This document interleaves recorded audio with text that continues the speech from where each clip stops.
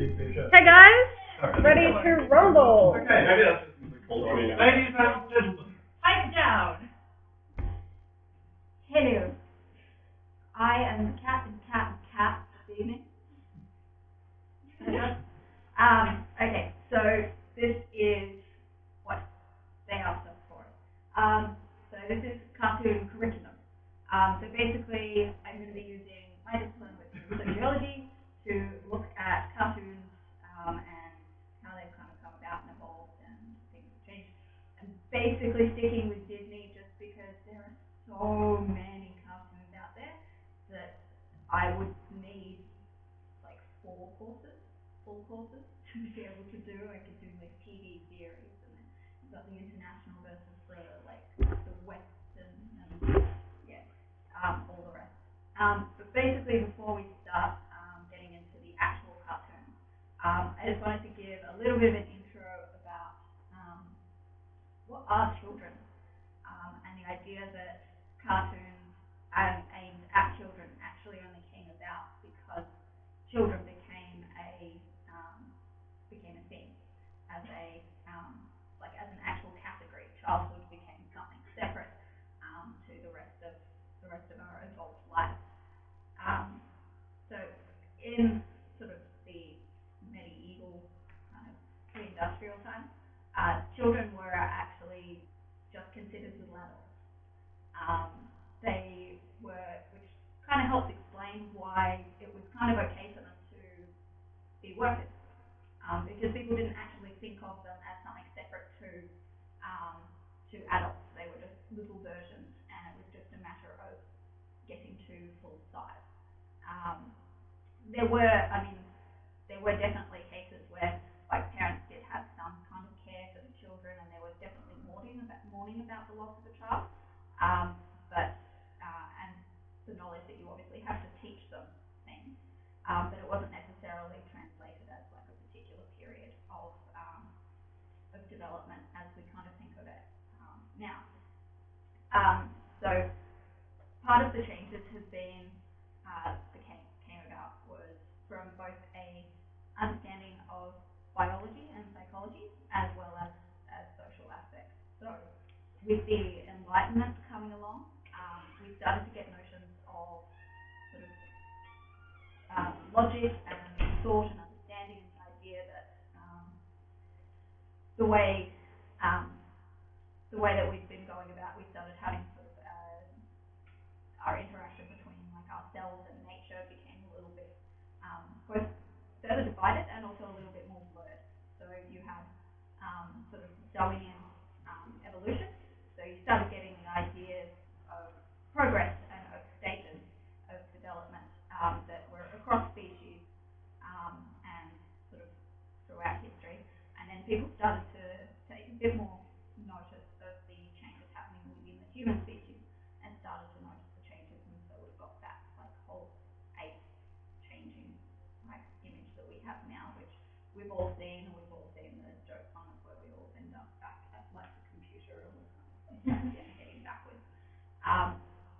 So in response to Locke, John Locke, who was a sort of political philosopher back in sort of the 18th century, Rousseau, he's famous for many things, who was also a philosopher. They were all kind of political, philosophy, sciencey people back then. They just kind of covered it all. He basically described childhood as a brief period of sanctuary before people encounter the perils and hardship of adulthood. So he quotes, "Why rob these innocents of the joys which pass so quickly?" Rousseau said. "Why fill with bitterness the fleeting early days of childhood, days which will no more return for them than for you?" So we started to get the idea of childhood as being a moment in time, that it was a finite period, and that there was a point where you crossed over the threshold into adulthood. And the idea that children needed to have a different kind of lifestyle, a different education, and just being treated and having sort of different aspects. With industrialization, you started to get people looking at child labor, and people started to kind of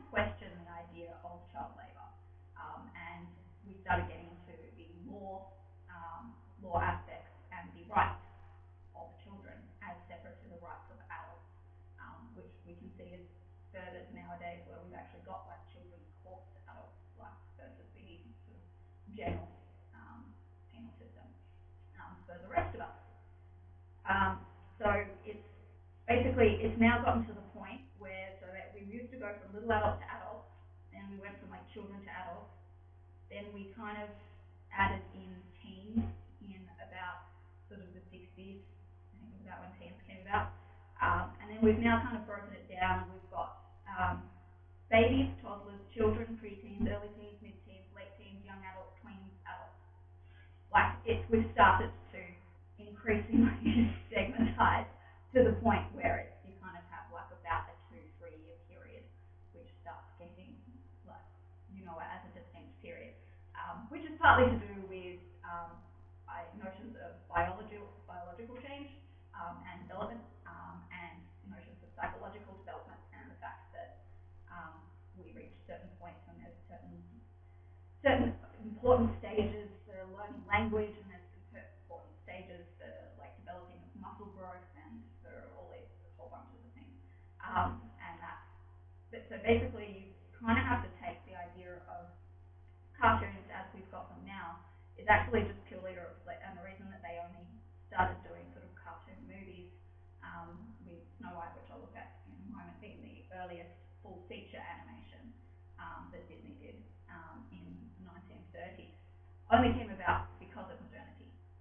They are actually a product of it and a reflection of the changes in our society and our understanding of children, rather than just something particularly that is just a continuation of the entertainment industry. Cartoons started out for adults as a political representation in newspaper speak before morphing into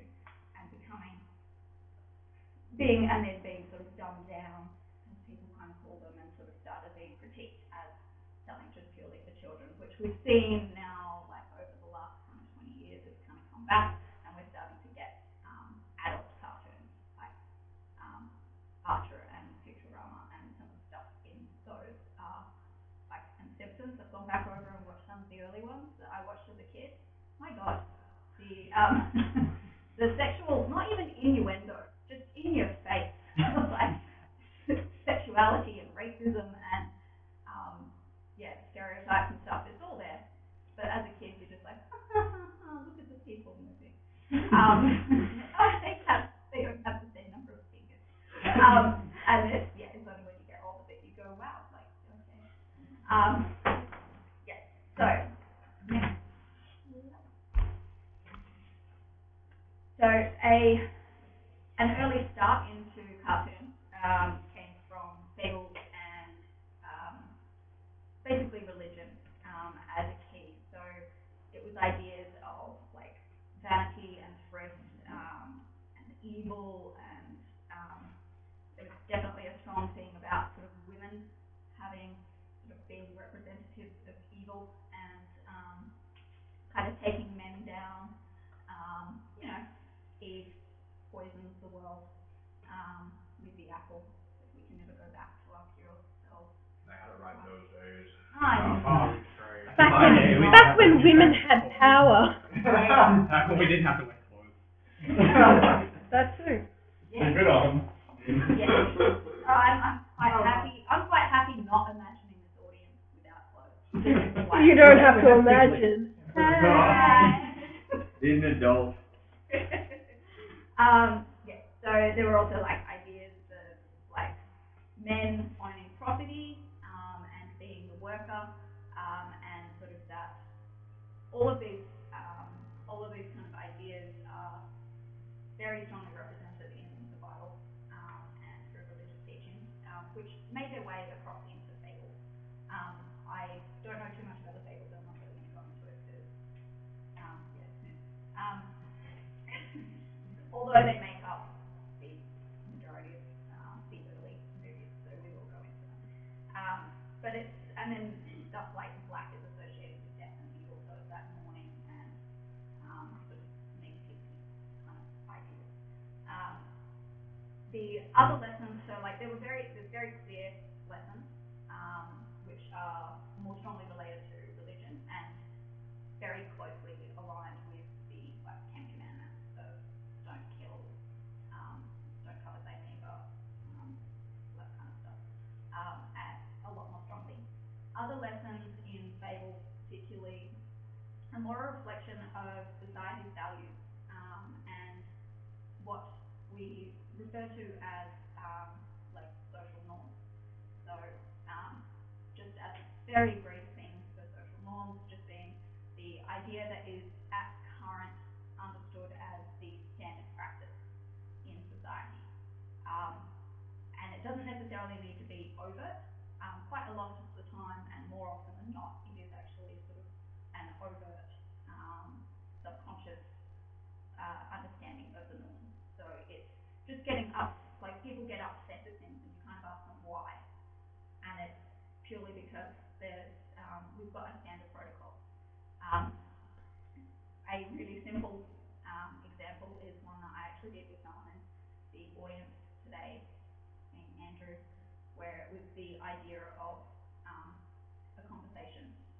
The fact that there is a social norm of the fact that a conversation you start and you, like I say something, the person I'm speaking to says something back. I say something, they say something back, and that is a conversation. If partway through the conversation, one side just stops talking, a la Tony Abbott, it becomes really uncomfortable, and you're just kind of at a loss, and you're kind of like going, what is going on? Like, this is really weird, and a lot of the times it's not something that we necessarily have at the forefront of our mind. I don't walk around thinking about my conversations with people as, oh, they better answer me, oh, they better answer me, oh, they better answer me every single time I say something. They better. Yeah, it's great, but like, it's not something sort of we have written in stone. It's just something. It's the ways that we just operate our daily lives, and when they kind of get turned around, we get really uncomfortable with them. But so things that in my sort of in-depth analysis of cartoon watching, which I've done over the last couple of weeks, which is so horrible to do. Things that came up to, like things that came to mind were things like there's cost to shortcut, doing the job properly, ideas of evil always loses, like it may win the battles but it doesn't win the war. And if you think about all of these, a lot of the fables, it is it's the good guy, and it is often the good guy, and I say guy specifically, that comes out on top. Yes. Not always. And yeah, so and ideas of cleanliness and manners and making friends is a good thing, and that don't be too trusting. Other aspects are built around the ideas of like hope and notions for the future, which actually only again comes out in modernity, but the idea that there is actually something in the future to particularly like focus upon. So it's we started. I'm currently doing a science fiction imagining utopias and the future, imagining the future of utopias, sociology course, and we're looking at the fact that notions of utopia is a reflection of the idea of looking at notions of the future and the fact that there is something better ahead, rather than just being focused on your daily life as you are living it, which if you were a farmer or sort of a peasant out working in the field, your concern wasn't about some distant future. It wasn't even a concept that particularly occurred to people. A lot of the times when they tried to get the peasantry to rise up and revolutionize, they were just like, what the hell are you talking about? I need to start a field. Is it better to start a field today? I don't get to eat tomorrow. And so it's the notion of future kind of was a fairly limited understanding. And then of course,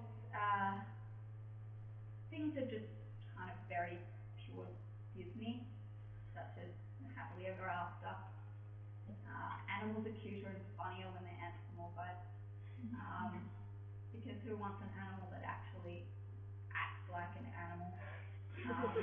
It's so much cuter when they do things and like kind of blush, which you'll see. And you can cure most anything with a song, and with that we have our first clip. Do. Where'd it go? There. Ah! Bye. Sorry. I'm just gonna open it up. There we go.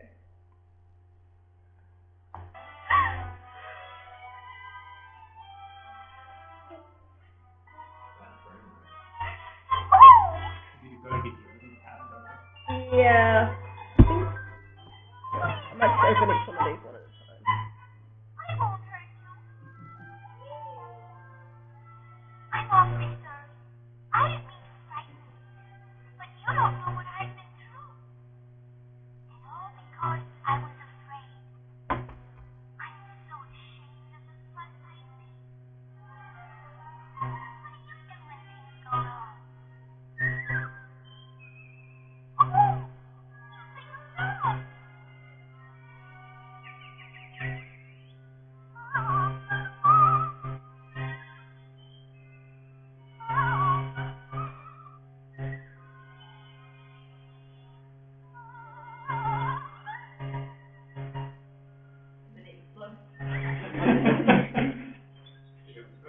Well, kind of close.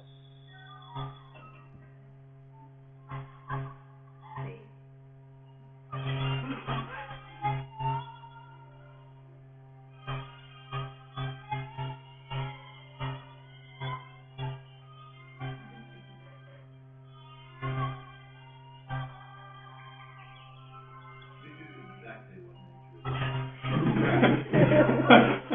Basically waiting for us and then starts cracking everyone.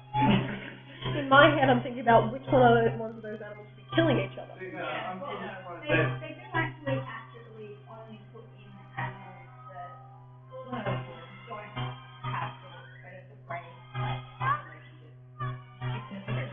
Except that does not define killing each other in nature, Yeah. unfortunately. It's probably a good thing to say, but Attenborough hasn't killed another life. That's really David Attenborough's been doing his role all this time. I'm right here. All you need to do is put on a dress and start singing. And like, Oh, God. Oh, my God.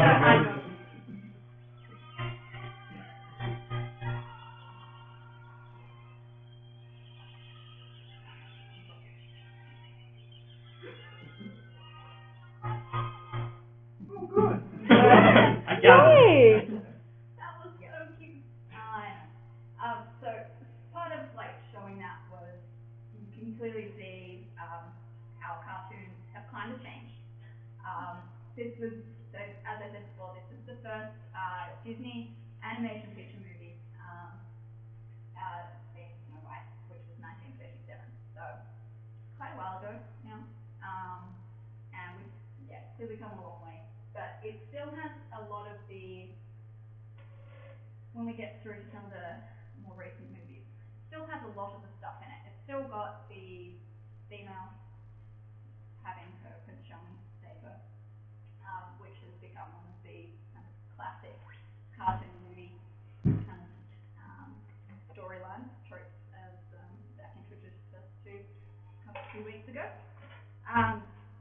And yeah, there's some really strong storylines in it. So the Wicked Queen, does everyone here know Snow White and the story? Kind of hoping, yeah, but okay. Well, the Snow White story, in a very, very quick nutshell, is that there is a wicked queen stepmother. It's always a stepmother because it removes the maternal relationship. It's never actually the wicked mother until sort of more modern recent times. Is a very vain, jealous, and evil woman. And it's kind of funny how all of those things happen to fit neatly into the category woman, which is also a reflection of kind of traditional storylines. She wants to be the most beautiful in the world. She asks a magic mirror, mirror on the wall, who is the most beautiful of all. And it keeps coming back with her until it says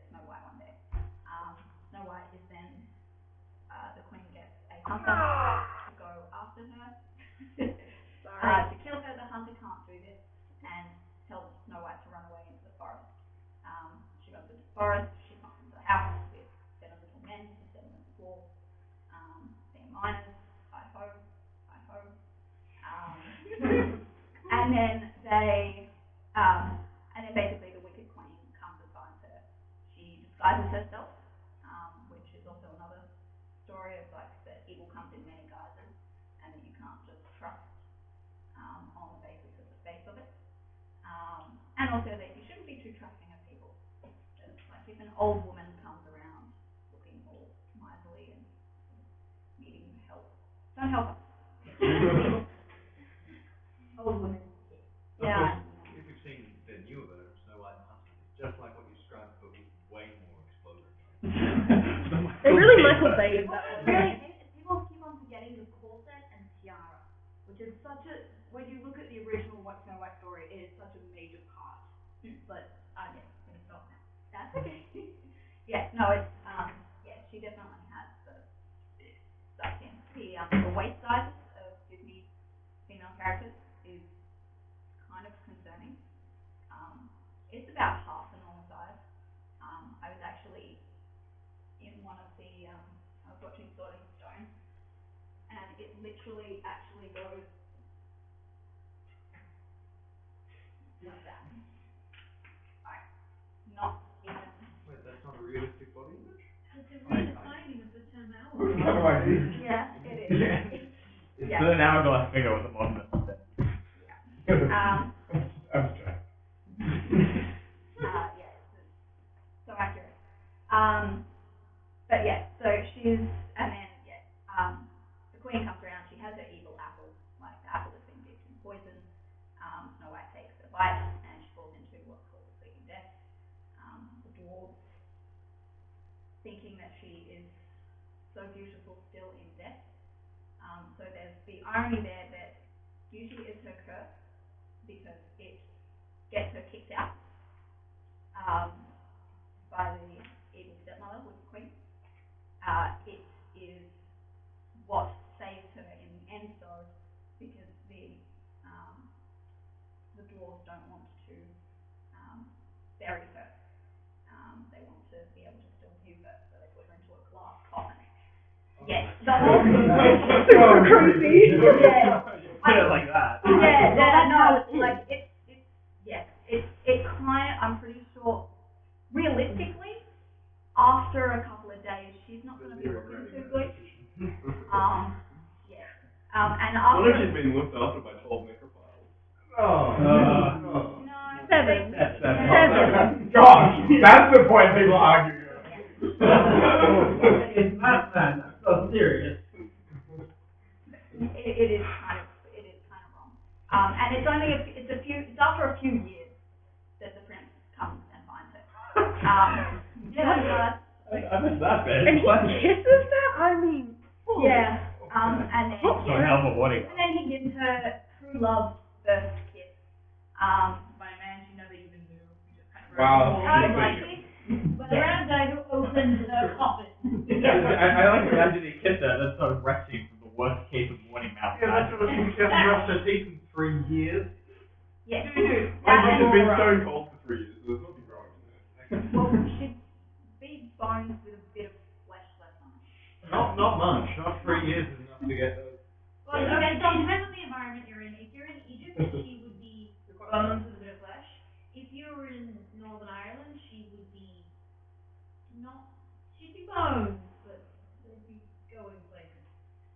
Yeah. Anyway, Yeah. Move on. So, but yeah. So with that lovely diversion into how long it takes people to degrade. Yeah. Yeah. So there's the courtship and maintaining a distance. Prince, she's singing a song about one day her dream, like the prince will come, like a dream thing. He comes in and she immediately runs away. She goes upstairs into a balcony area, so that there's a good amount of distance between them. They then start singing between each other, and then Snow White gets a dove because, of course, purity being represented by the dove. She She gives the dove a kiss and sends the dove down to give Prince Charming a kiss.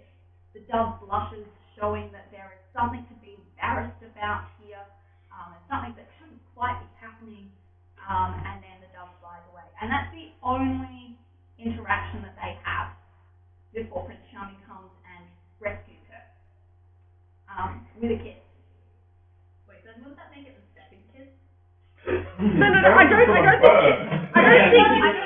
correctly. yeah, dove crossing doesn't really count. And having a bird kiss someone else is a kiss. We can just give you flying.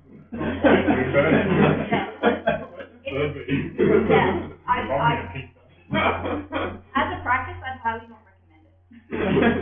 I'll have to rethink my date. So the law is you can only kiss girls who are dead. No, only girls that have thrown a dove at you. Yeah, kiss anyone who throws a dove at you. Yeah. It happens in Sleeping Beauty. They have a dance and then he comes and kisses her and wakes her up. There's a really great stand-up comedian who actually pays the shit out of all of this. Really, really well, where he's basically like, so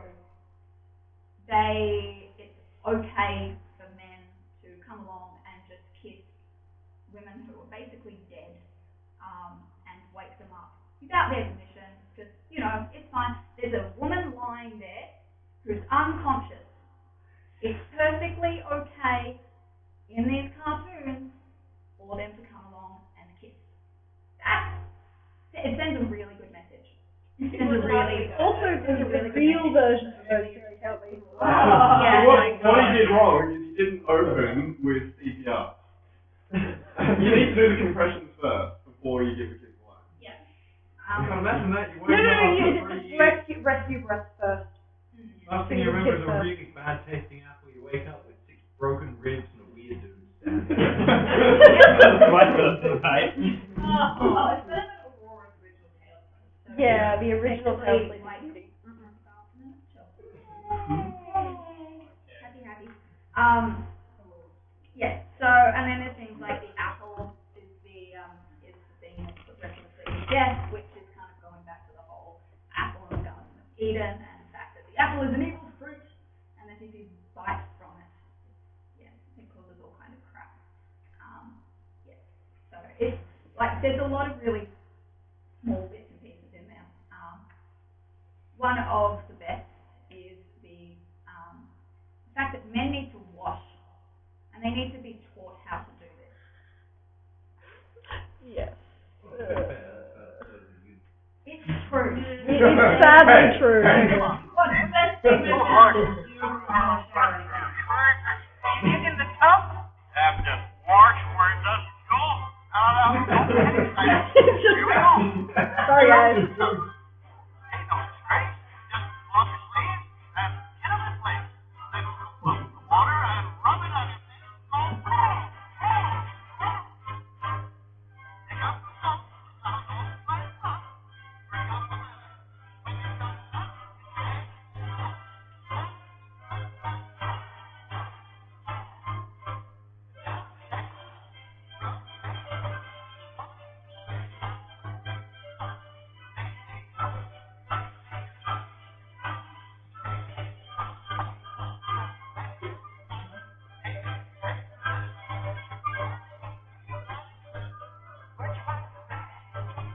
If you're old enough to have a foot and a half long grey beard, just like the other thing.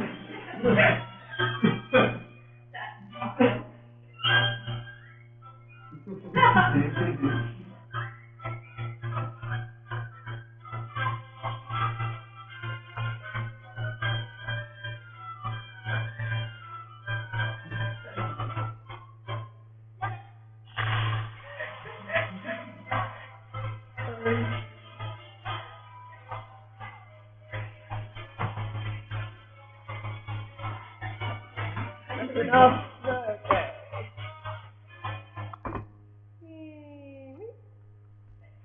So, yeah, there's a couple of things in there. There's the notion of the fact that, yes, there needs to be taught to wash. Anyone who's watching this, you should wash the bits that you can't see. Like, shower properly. Shower properly. Do not wash in your clothes. Washing your face is not enough. That's how we end up with a zombie disease, guys. Yeah, and some very smelly rooms. Yeah.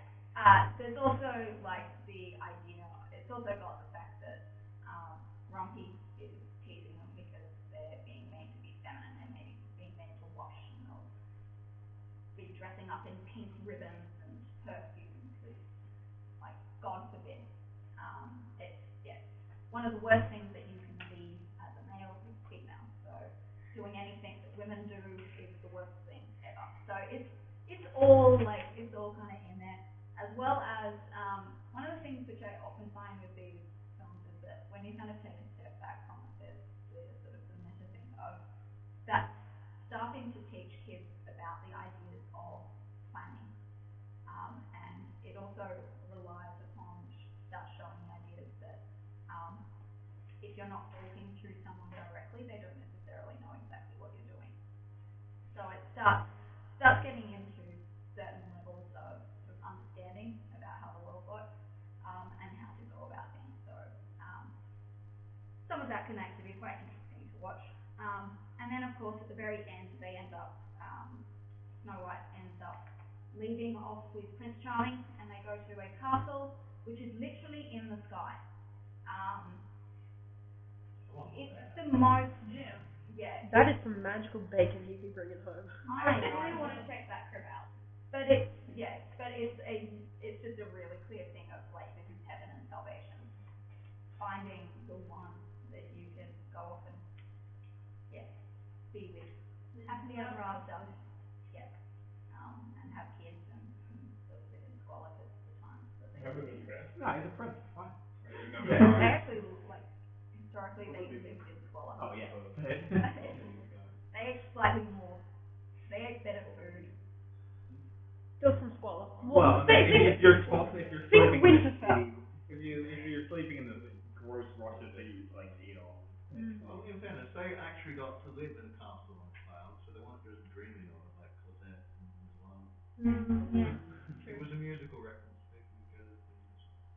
If they were cultured, you Philistine. One day. That's the crime.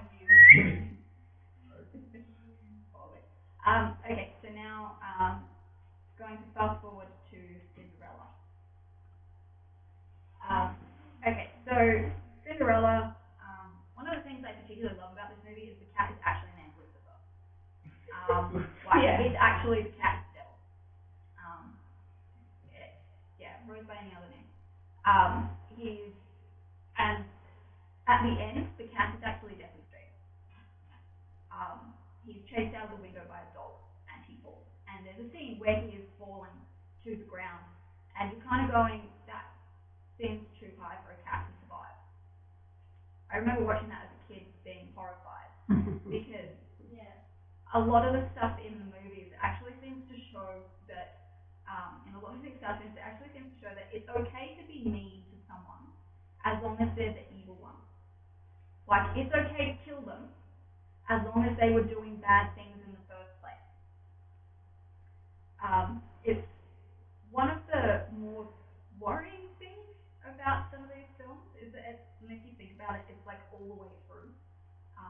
Basically every movie is, it's okay to certain things like, I mean, the Hun in Milan they're actually at war, so there's probably a little bit more leniency in cases like that. But other than that, it's a little worrying. But yeah, there's things like make friends with new people. So there's the new little mouse that comes along, and he's like, they go in to like help him, and he like starts kind of like boxing around. As they're coming in, they're like, no, we like you, come with us. And instant friends. It's yeah. So don't fight, make friends, be nice. Except for the ones that are mean, kill them. Yeah, except for the ones that are mean, kill them. Yeah, exactly.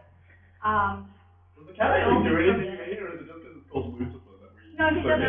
No, it's mean. He does stuff that's mean. He wants to eat He He does a regular cat thing, really. He tries to kill mine.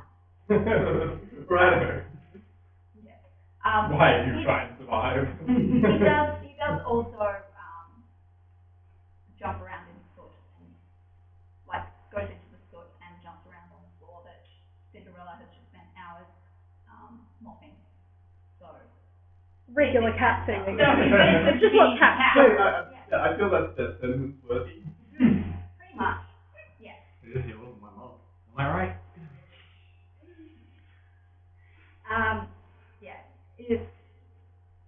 It also has like really strong dress codes for men and women. So like the female might have like little dresses and they have like little caps. And the men are all in sort of they're just in jackets and t-shirts and stuff.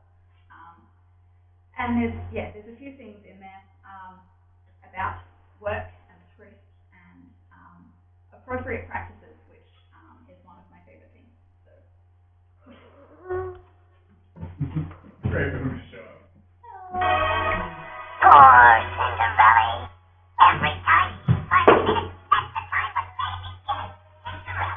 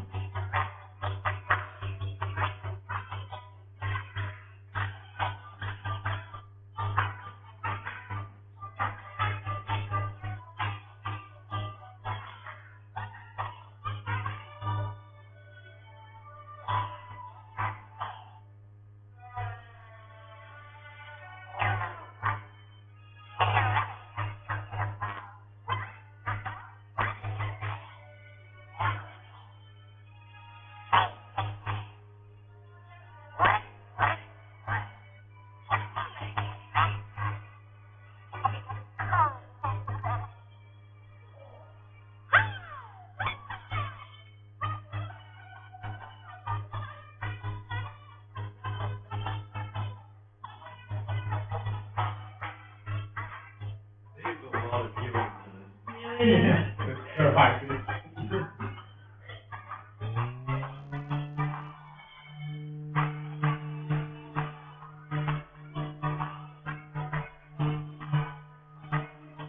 That is the wrong color thread. Crap, it makes my dog need a dog. It's why couldn't he make two? Yes, they just actually do. Yeah, the bit that I was wanting to play, which Mark took over, was they actually say, leave the sewing to the women. You go get the trimming. It's actually we'll do the housework, you go do the hunter-gatherer thing. It's like, and it's not even in a metaphor, it's straight out. That is the lyric. Yep, that's the lyric. I was watching it again going, oh, what? This is the childhood movie I grew up with? It's really quite sad. Although on a positive note, there are good things like it does show like teamwork, and they are actually doing it in the first place because the female like initiated it. But you can see what I meant about the clauses. And as Mark noted, the voices are so accurate. So women talk like this. Apparently. The men are as well. Everyone talks like this. Everyone talks. There was a That sounds like it had sort of a cup of gravel for breakfast. Sounds like you've been smoking every day for the last 20 years. the voice actor probably can. Yes, it was 1950. Yeah, they all smoked then, as Mad Men has very strongly shown us. Yeah, so so Cinderella, so we're up to like 1950. So we're entering into the zone of sort of, yeah, let's all, and housework and all that, and family values and all this kind of thing. So the next movie being Sword in Stone is 1963. I don't have a clip for this one, but basically there was a couple of things in it that kind of really caught my interest. Where it actually teaches about history. So it's the first scene is Merlin, the wizard, and he's struggling to pull a bucket of water up out of the well. And he starts muttering about dark ages. It's like the useless ages. Like there's no plumbing, no electricity. Like it's one big medieval mess. And within that, it's actually teaching you about the fact that at the time they didn't have plumbing or electricity. So it's a useful little history lesson. On the negative side, it starts talking about like without law and order, the strong prey upon the weak. So it's kind of introducing the whole like we need to follow the rules and do what needs to be done. Because otherwise, yeah, there'll be disarray and everything will go to crap. And it really extols the virtues of education. So, like Merlin tells Arthur, future King Arthur, that he needs to have a real education, maths, sciences, history, Latin, French, and talking about all muscle, no mentality, and saying that brain speaks born, and really actually pushes the virtues of education over, over muscle building. And so in this particular movie, he's got an older stepbrother who is brawn, and he's stupid and he's useless, and he's basically it's just it's actually giving a different hero into the story of the fact that you don't actually have to be this tall, strong, broad, strapping lad. You can actually be a short, scrawny little 12-year-old, and you can actually come out on top as long as you use your head. So, yeah. One of the things that was actually really interesting as well was there's a particular moment where Merlin turns Arthur into a bird, and he starts to teach Arthur how to fly. And he's like, I've made an extensive study of birds. At this, Archimedes, the talking owl, because of course, interjects and is like, but I am a bird, so I should be the one to teach.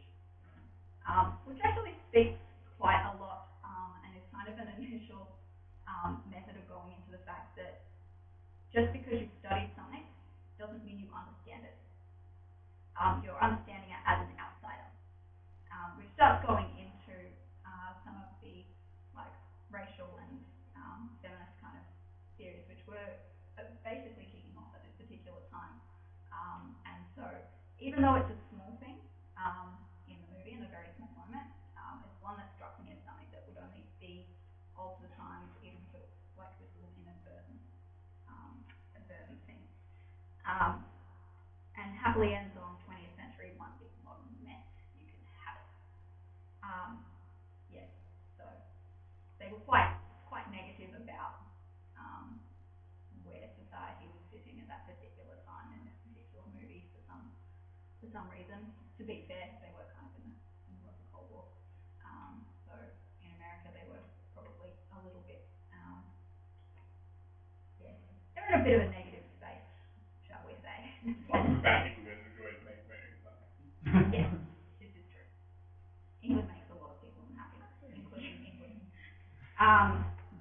Okay, so, and then it goes on to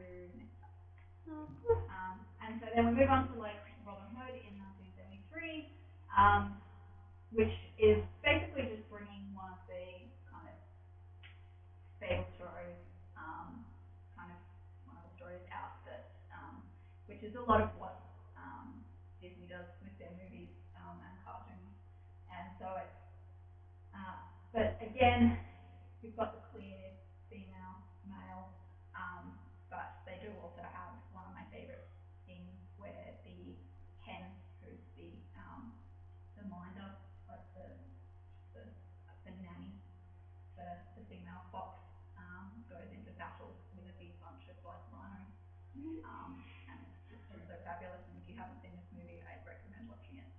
A chicken is looking after a fox. Yeah, mother hen. Yeah, she's mother hen. Usually foxes that eat chickens.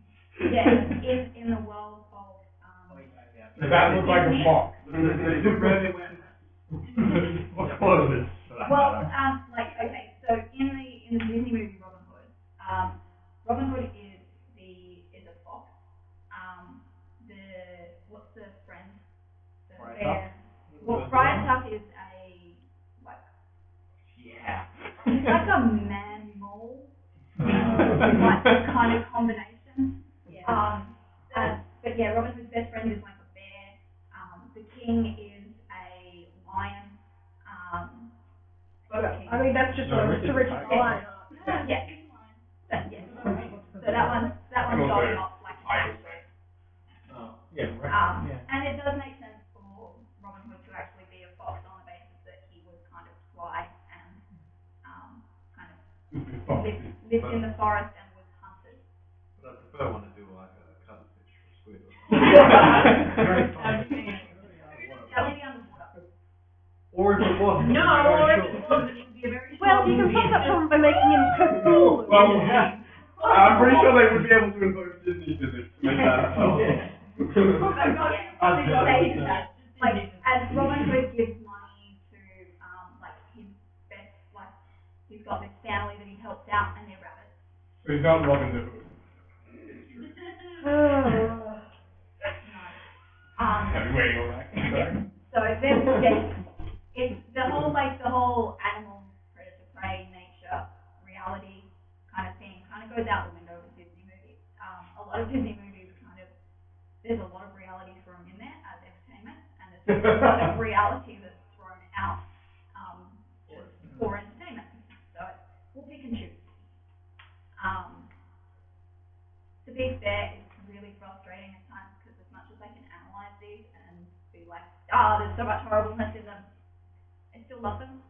And it's like some of them are just like, yeah. That's the mummy. Yeah. It's awful, but you love it. Yes. Yeah. Zombie movies, all of them. Live.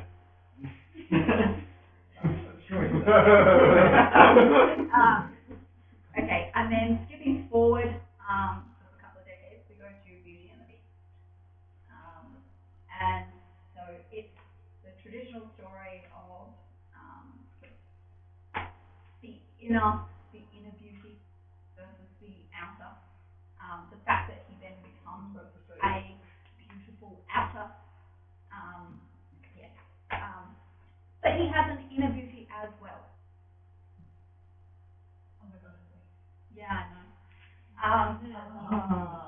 But A it's strong breeze would break her in half. Yeah.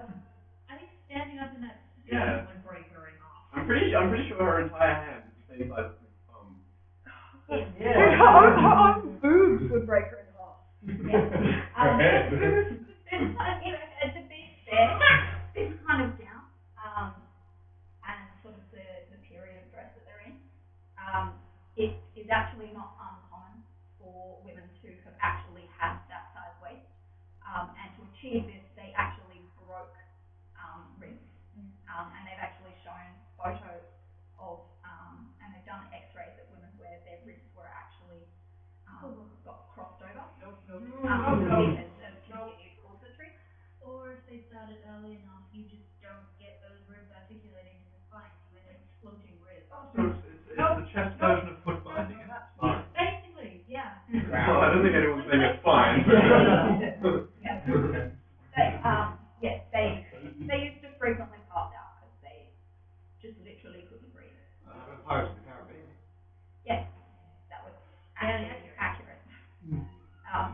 she was just on a conveniently placed cliff. Yes. Everything in that film was conveniently placed. That's what made it so great. I'm a massive fan of the ship sailing into harbour at the exact moment for him to just walk onto the dock. Yeah.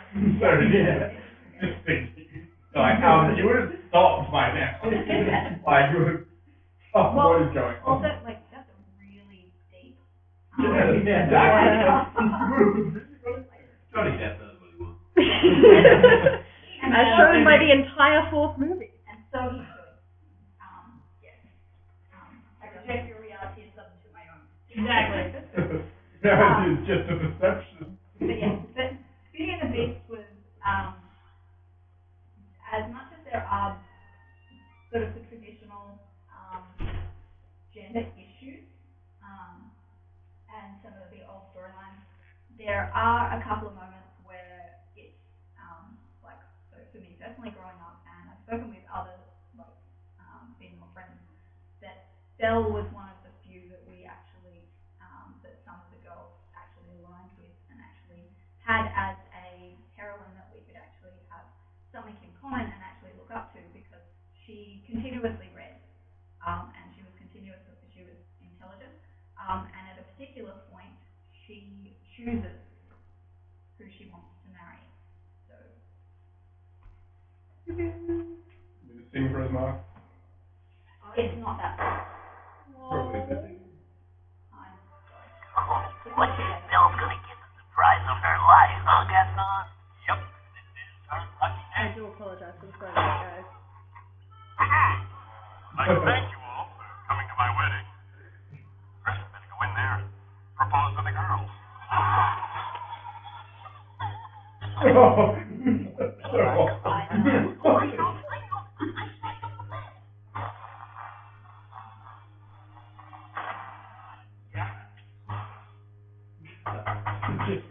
Disney Cedric.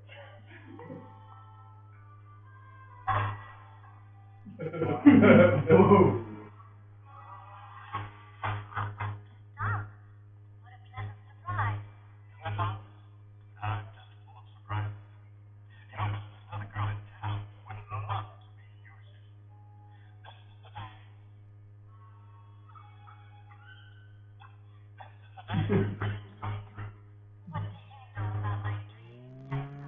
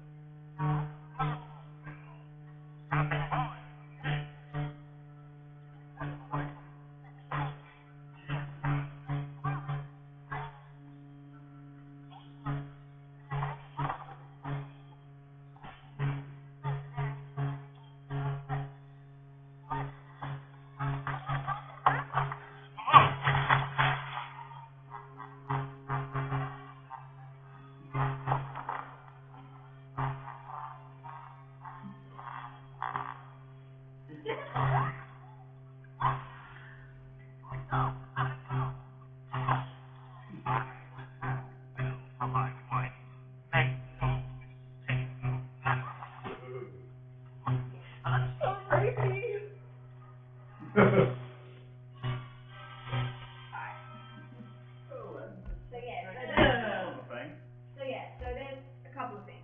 In the end, he ends up dying. What a loss. Yeah. The frustrating thing is it's because the thief killed him to save Belle. But yeah. But it was one of the earliest kind of cartoon movie moments, where there was actually some notion of intelligence in women. This is the 90s, outrageous. That's a sad thing. It actually took that long. Yeah, it was. But as you can see, there's quite a few scenes of the strapping lad. Also, the idea that he will have 6 or 7 sons. There's no daughters, and there will be strapping lads. Yeah, but by this point, they're taking the piss out of her. Yeah. That's why she's not into it. Yes. You know, it's gone from that being their actual view to them stereotyping. Yes. Which was one of the bits that I particularly loved about it. And the mud on the book, it still annoys me. I'm like, don't ruin the book. That actively makes you just... I know. Old pages. Yeah. God, you're all the same. Look after your books, people. But But yeah, but there's, was written by Sylvie. but it's that notion of that there's still that it's introducing the notion that she has a choice, she can say no, and that despite his physically aggressive advances, that there is actually a choice kind of in there somewhere, and that you can actually throw them out and move it from there. So yeah, and then fast forwarding a couple of years, few years, we go to The Lion King, which has a lot of issues with it. It's Oh boy. the favorite one I think for everyone usually is the Nazi highness. I love that. You call that an issue? I think it's the Nazi lions. That's the biggest problem. Yeah, have you seen the bit with the The lions or the hyenas? Well, it's argued, you get into arguments about whether they're Nazi or like Stalin. Yeah, well, to be fair, there's kind of quite a few similarities between those groups as they move through. Anyway. But yeah, but and it has like, they at least make an acknowledgement, like with, so Timon and Pumbaa, when they first meet Simba, they're like, this is a lion, and we should have nothing to do with him. Like, he will eat us. And so there is that reality, but then they teach him vegetarianism. Well, sort of. Like, it's fun. Insectivorism. Yeah. He's an insectivore, yeah. Yeah, insectivore. So, yeah. Slimy yet satisfying. It's okay, they don't have pain receptors. It's true. I do. You. It's true as far as the ethics board is concerned. Right. Yeah, it receptors. That's good. Yeah, so there's quite a few things like that, but it was one of the earliest ones that actually had animals as part of nature. So they're actually in nature for the entire film. And it was also one of the early ones which started going into some environmental issues. So if you consider the fact of like how far or how little we've come currently in terms of preserving the environment, they were doing this, Disney was putting a movie out in 94, like 20 years ago, about this kind of issue, when it kind of started entering into a level where it was appropriate as a lesson towards children that you needed to learn. Consequently, it's actually one of the reasons why our generation has actually grown up with a stronger notion of looking after the environment and the world around it. And a lot of, and that was a switch in the way that cartoons and what we were being exposed to as children. And it was being very deliberately done. It was a notion of, let's raise a generation of children who actually care about the world and who are more progressive in terms of equality, gender, and race, as well as like environmentalism, and also being earning more Pretty fabulous. That's really weird. So I wanted. Well, he does Own exaggerate. but it's something with a little more balance in it. The issue is that he has a lot of the people there are just ill-informed idiots, largely because that's just Christopher Reeve's voice. And if you've heard Christopher Reeve's voice, that just is the way he is. So it scars Christopher Reeve, not. He's Caesar. Well, He is. I thought it was something to the fact that Scar, spoilers, killed the king and ruined everything for everyone. Because he's gay. Yeah. Maybe. If you read The Lion King, you actually find out that Scar wasn't his original name, and that his original name, when translated, means garbage. Mufasa means king. It all makes sense though, if you substitute, like now that you think about it. the entire pride of lions hates him, right? That's also I guess it's not a gay pride then. Well, no, I'm just saying. Well, yeah. It's also That is also partly a reflection of would possibly be a reflection of the fact as well that he didn't actually win his fight through the traditional battle of like who's going to be the alpha male. It was just he came into the position, which also speaks to issues of sort of like nepotism and all that kind of stuff. Of the fact that and I can't remember the proper word for it. I think it's nepotism for family, isn't it? Yeah. Where it's just that you inherit it, this idea of inheritance, getting your power as opposed to actually earning it, which is where Simba comes in, and he actually earns his place because he fights, fights Scar, and he goes through this whole like emotional, spiritual, educational moment with the baboon. What mentioned? Nala and Simba are probably related. The biology of a lion pride means it's almost like definite that Nala and Simba would be brother and sister. So, Yep. Yay! that's Little. what? Yeah, but again, like in nature, that's not so much of an issue. Sure. Yeah. Right. Like The young lions get kicked out of their pride, and they go find a Well, new yeah, but other than power. that, that's trampled by massive stampeding hordes of willies or whatever. Well, no, That's actually. totally in keeping with what a lion would do. Like, I mean, if Scar were to take over the pride, he would totally kill Simba. Yeah. Yeah. That's how it works. And then take over the savannah with a horde of Nazi hyenas, right? Yeah. Well, no, make sure everyone Right now! Okay. There's a production going on. Yeah. Yeah, that was interesting. Okay, so next. Well, we clip. No worries. Time. We can watch it. Okay, we don't watch it. Yes. How many things you can? I have one at the end. Yeah. So Iman again. Yes. It's one of the. It's kind of a good introduction. In Disney of other races.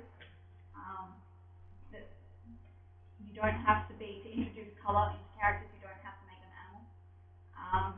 Because basically before that they're all white. This Pocahontas was white. Only 18 years old.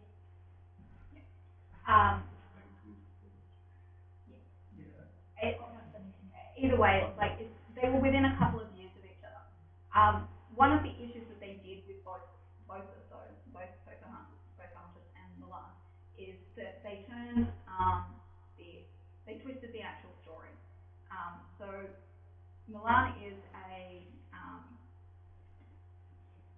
she's a really she's an amazing sort of shining story, like fable, I guess, for them. And she was actually married before she went off to war in the story. And it was more about her going to battle and being a hero, as opposed to her going off to battle and finding love in her commander, who at one point in the movie actually decides whether she lives or dies. So they took what's actually a really strong story in China and twisted it to become a Disney love story. There's also issues in terms of voices of characters a lot of the time as well, where they're quite often Westerners doing the voices, as opposed to actually sort of having. I mean, to be fair, they are speaking in English as opposed to speaking Chinese, but it's plenty. It's an issue of the behind the scenes and the fact that even if you think it doesn't really matter because it's behind the scenes, it does are people and voices behind, and having very few people of various races having access to doing these voices until more recently. So like Lion King had one where they had the lion with like Mufasa was James Earl Jones. James Earl Jones. Yes.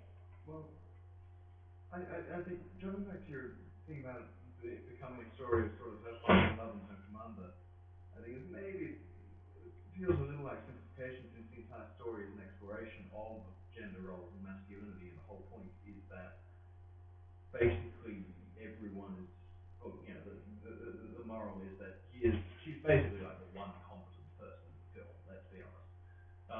And it takes, you know, about 3/4 of the entire film for just about anyone to look past the fact that she's a woman and actually, you know, trust her on her own virtues. And I thought that the whole point that, you know, the reason that she does end up finding love in her commander is because he sort of eventually stops being a dick. I think that's probably worth noting is the fact that he learns to see past his prejudice and how important that is to the love story, I suppose. It's like a Disney love story, but with bonuses. Yeah. It's okay. So there's a few things with it. One is it does go into the traditional gender roles of who can go off to war and fight, who is a true representative of the family, in terms of like the fact that the father is meant to go off because he's the only male in the family, and that she starts off with her being a disgrace to the family because she isn't feminine enough, because she can't do the whole bride thing that they're going through, the bridal ceremony. So there's a very strong, like, she's a failure as a female. So she decides to go and become this male warrior. And she goes through, but she only, and then she is a failure along with the rest of them, but she is the worst at the start. And it's only after she's kicked out and through determination that she gets in. So there are definitely positives about the fact that she chooses to, like, say, well, screw you, I can do this, and uses her brain to, like, get the coins locked around each other and use it as a point of leverage to get up the thing to get the arrow. But she is still the first time that she is given any recognition and being sort of accomplished is she's being accomplished as a male. So it's still, she is only getting respect while she is in her male role. Then as she is exposed as a female, her commander decides whether she lives or dies because he has the authority to kill her for impersonating a man in the army. And then they leave her for dead and go off. And then she discovers and sees the whole, that they're all coming up out of the snow and goes to war. Like Davies. Yeah. Really bad days. But I think nonetheless, I mean, the film paints that was like objectively a really awful thing to do, to sort of shame and be prejudiced against her once people discover that she's a woman. The whole point was that everyone who did that was awful, and it's only at the end, once they sort of stop being prejudiced and awful, that the film's like, hey, this is the moral, don't be prejudiced and awful. Or at least that's how I drew from it. Yeah, no, there is definitely a lot of positives in the movie. Mulan was like the next after Belle and her reading. Mulan, and the fact that she could actually go out and fight and stand on her own 2 feet and do her own thing, and then gets the respect and gets the emperor to bow to her and gets the entire population that's in that huge massive square to bow to her, is a huge thing, and that is those are absolutely positives, and I don't think that they should be forgotten. have you sure of the fact that at the end, despite all of that, she ends up being dressed back as a female, back in her home, and about to marry. But then, in Mulan 2, she gets back in her man gear. Yeah. I haven't seen Mulan 2. It's terrible. But to be fair, they do actually pull off that last, like, it's a lot better than in Beauty and the Beast, where, you know, the commander, like, it's not like the commander, like, barges in and is like, you are going to marry me now, right? I mean, they do. Yeah. Would you like to stay for dinner? Would you like to stay around? Yeah. Yeah. That's pretty brilliant. Yeah, the grandmother is, I love her. Yeah, she's awesome. And it's also it's also one of the first few moments where a woman actually objectifies a man in the cartoons, where she's like, woo. Yeah. It's also a really interesting illustration of the Chinese tradition of having a matriarch. That's just really interesting because most Westerners never come across that. But yeah, and because there are, should probably watch the tip. Yeah. We probably should. Can we sing along? Yes. Yay! Yes. I've been doing very deep. quietly humming the words up to it. That's so great. Look how wonderful. How deep you think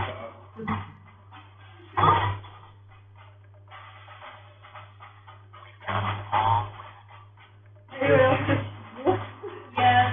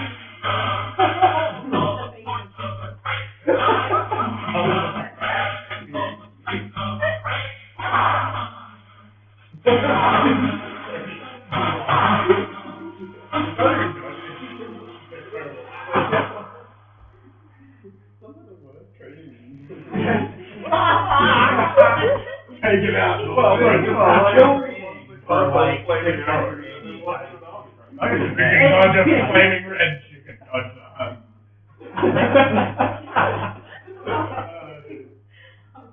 Okay. And then fast forwarding a few years to Finding Nemo in 2003. One of the best in terms of Aussie representation. 5 years apart? Yep. Whoa. That's That's the the progress of technology. Yeah. It's the artistry has been like kind of kicked up a notch. Yeah. So Finding Nemo, I included it largely because I had a revelation the other day when I was going through all of this stuff, and you've probably got an idea as well that there's a clear gender aspect to this that I'm kind of getting onto a bit, largely because that's an area in sociology that I look at quite strongly and quite interests me. But I realized in this movie, there's like no chicks other than like you've got the mother, like so the father drops off Nemo at school, and there's all the mothers around. The mother is dead and eaten, so like yeah.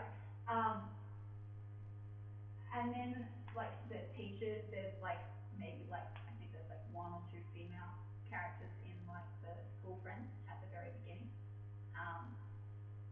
The teachers are male, which is interesting for primary school kids considering that like for what would be primary school kids for their first lessons, because there is a significant minority of those to the point where they're actually paying men to go into early childcare because they like early teaching because they don't like the low amount of wages.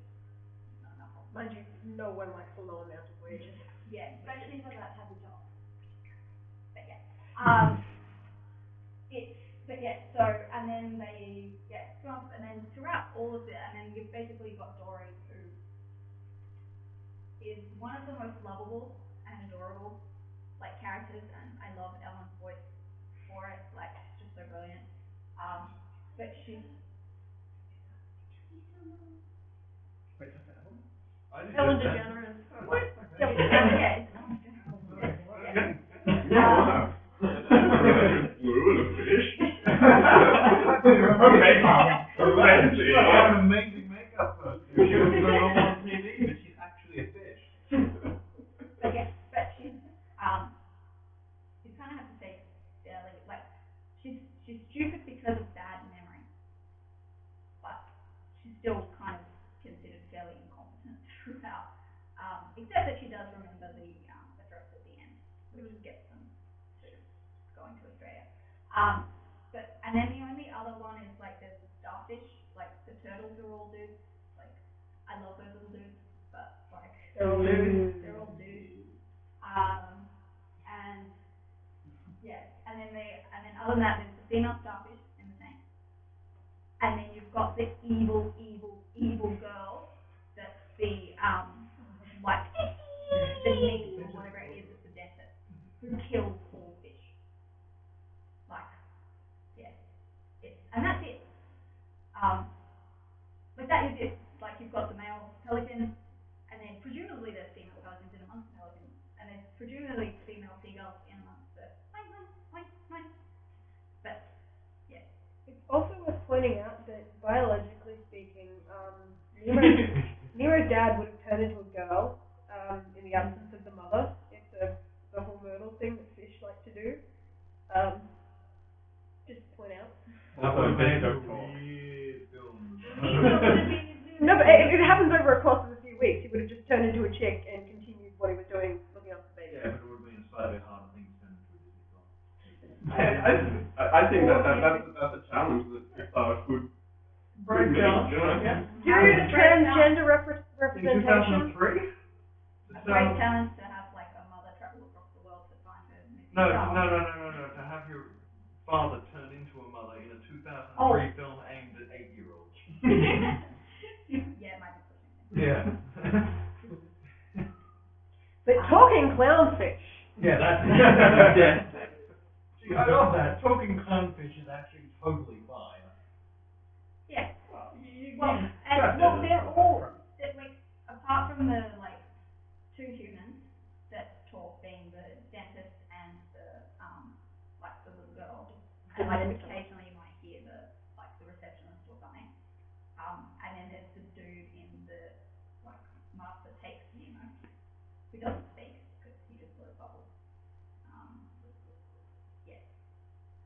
have any talking. It would just be a fun film in Technicolor.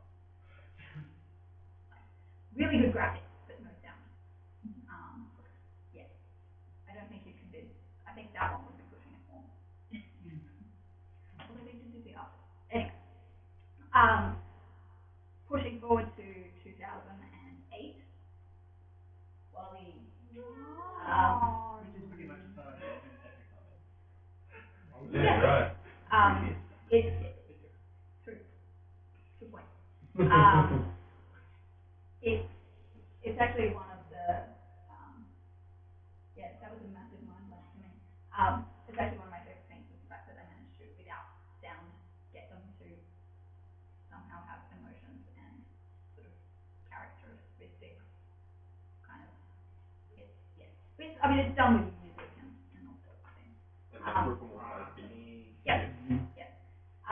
But I do love the fact that it's Eva is sort of she's the useful one in the sense of like actually being able, she's the more advanced, and she's actually quite violent, as we will see in the clip just now. And Molly is just adorable.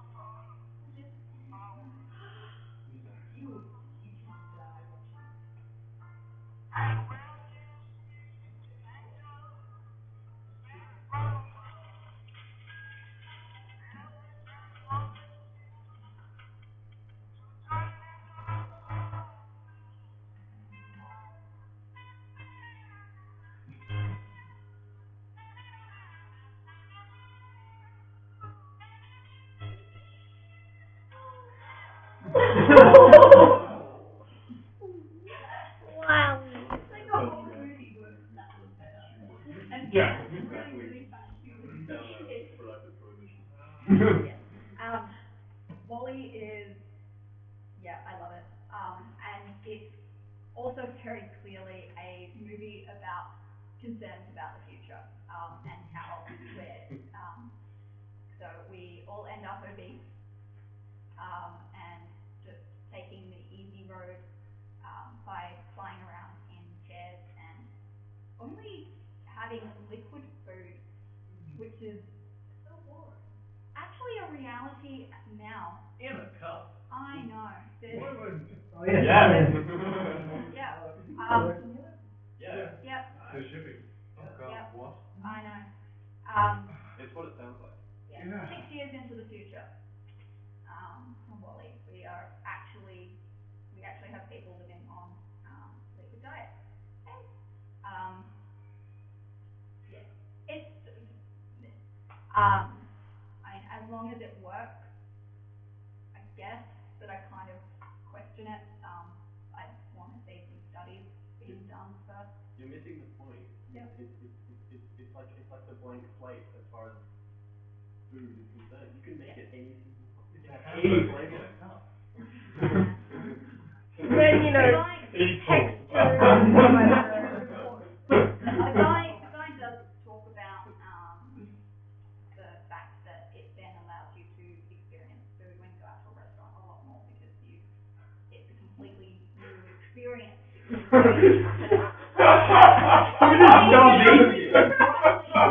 appreciate chocolate. I'm also thinking like your mouth and jaw muscles would probably have disintegrated a little. It would cause some problems with your teeth as well, because you wouldn't have as much saliva flowing around, because when you chew you generate saliva. You don't do that when you sit. And Well, Fiber is also excellent. Yeah. Well, no, you do. There is fiber in soylent. But more importantly, I like that argument, because by the exact same token, like you should probably just you could extend that argument to you should do nothing but sit around all day, because then when you do go and exercise, you'll really enjoy it. Everyone knows that people who do absolutely no exercise have the most fun when they go. Oh yeah. Yeah, no, it's a good one. And also, of course, pillaging the earth for everything it's worth, and then leaving it behind to The tiny Wait, cute there robot. were environmental themes in this film? I didn't know. yeah.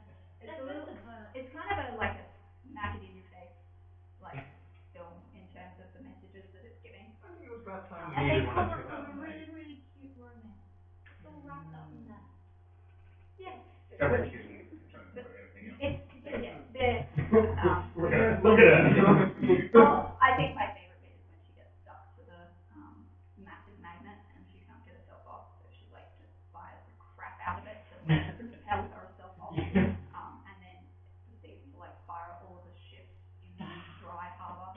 Yeah, that's cool. I was just like, I love her. She's brilliant. Yes, so you can kind of see that some of the storylines are kind of progressing, and the animation changes quite a lot in terms of what it's depicting and how it's depicting characters.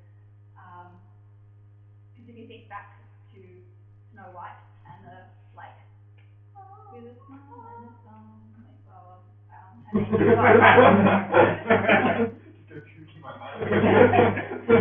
and then you've got Eva, If Snow White had a laser cannon. Dude, can you imagine what she would have done with the prince when she woke up? Oh, and then just look at them and just scan them up and down and go, and walk Michael off. Bay. Beep, beep, beep, beep. Ready? Arnold Denied. No white.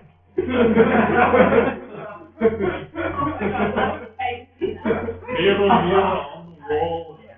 Who is the devil? And then, of course, we have Brave. Clear.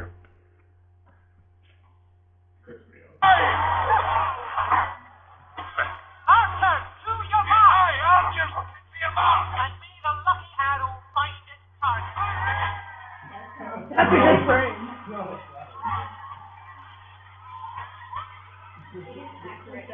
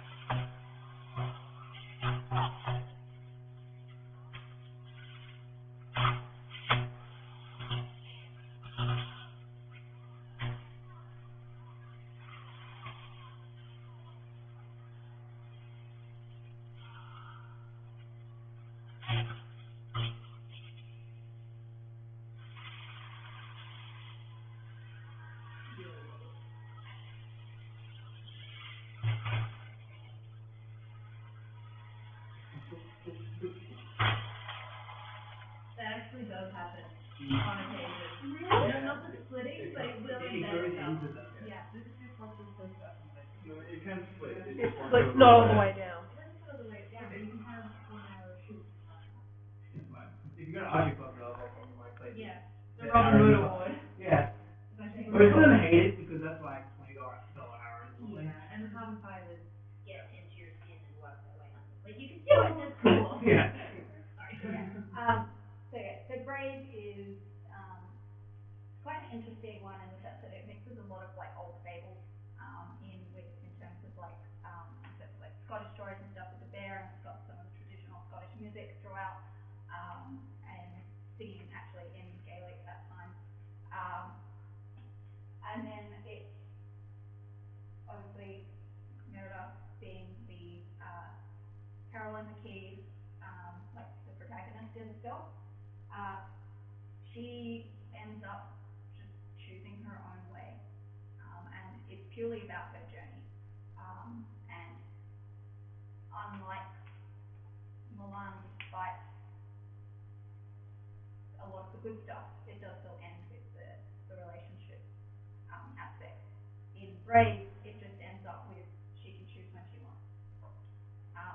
So it's dropped that like extra little bit that comes at the end. So it's still got it still has the gender norms, and she's clearly literally breaking them with tearing the dress, and actually showing as well that it's even showing the skill and the fact that by focusing on her breathing, which is something that archers very much do before they're about to take a shot, is they very center themselves and concentrate on their breathing and getting their body kind of set before they release. Is even though it's a very small moment, is actually showing that there is a skill there, and it's not luck. It's by skill that she's getting these arrows into the center, which also follows on from the fact that they show her riding off out on a horse and shooting arrows at various things, and she obviously practices a lot. So it's quite a it's quite a way along in terms of some of the tropes that are it's also quite interesting in the sense that it shows the father is actually slightly more progressive than the mother, who's holding more strongly onto tradition, which I quite like, in the sense that it's showing that it can come from both, that progressiveness and holding on to tradition can come from both sides of the gender spectrum, which is not actually a binary thing, and can actually be split into quite a few different things that will blur across. But yeah, and yeah, so there's with the cartoons and stuff, there is a lot of stuff in terms of, like, I've covered a lot of the sexism. There's a lot of the social norms, and it's kind of interesting to think that these movies are just made by random people who happen to be, like, some are cartoonists, some are writers, some are, like, whoever. We don't know them. We don't know anything about them, really.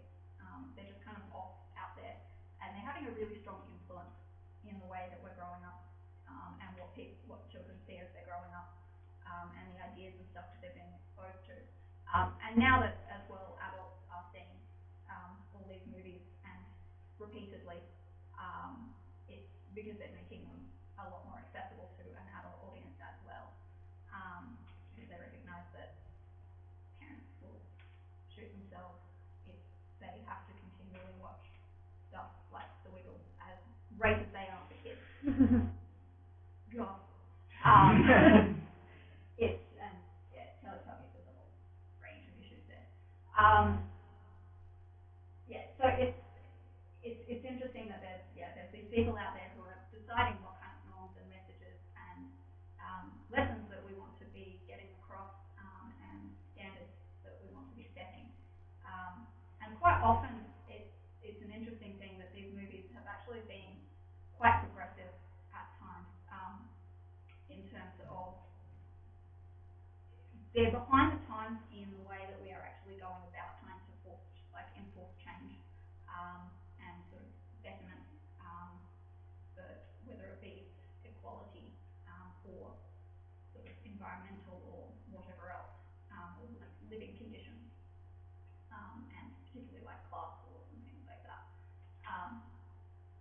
But they are often actually the first ones to do it in terms of, some of the first to do it in terms of film, and getting some of those, like removing all of the all of the barriers and all of, like, some of the little niggles that come along with, so it's the broad message, but then there's always sort of this little thing that people get caught up on. A lot of these movies actually sort of erase some of that and go a long way towards doing that. And there's very strongly notions of autonomy. It's a very individualized medium, so it is about that individual and the amount of change that an individual can affect, and that we each have choices that we make, in our decisions and how we act and how we treat others, in terms of, like, friendships, as well as increasingly our enemies is becoming something that we still treat them as well as we can, rather than just, throwing them out the window. So there's quite a bit of a change, in terms, and there's a really strong notion of freedom in these in children's cartoons.